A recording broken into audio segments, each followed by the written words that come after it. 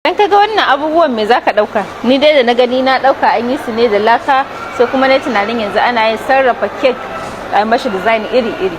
Amma ko menene bari mu shiga mu gani. Assalamu alaikum jama'a, sunana Aisha mai Kano. Ku zo mu gani tare. Kun ga wani na shi ba peach ba. Ga wannan shi ma har da dan kifaye. Da ya fulawa ne, ga wasu 'yan buhunna na an daddaure a gefen shi. Ga wani samfarin kuma.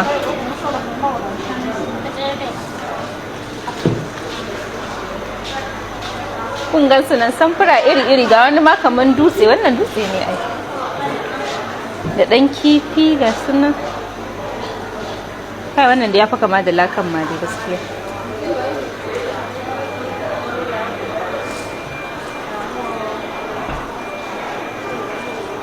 Gashi nan dai an sai min na lemu, ga na tufa nan a ciki. Bari in ki. Wallahi alkubus ne.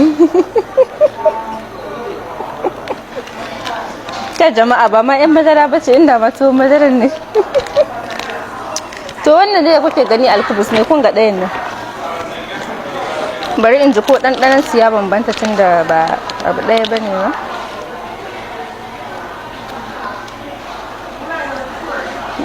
Duka ɗanɗanon su iri ɗaya ne, amma kun san me abin burgewa, kowanne yana ƙanshin irin abin da aka yi shi. Kaman kun ga wannan yana ƙanshin apple, haka zaka ɗan ji kaman ƙanshin flavor ɗin apple. Wannan ma yana ƙanshin flavor ɗin orange. Shine kawai bambancin su, amma ɗanɗanon su iri ɗaya ne.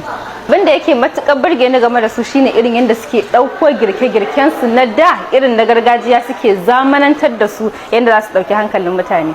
Wani irin abincinmu na gargajiya kuke gani ya kamata a zamanantar da su mu ma? Ku rubuta min a comment.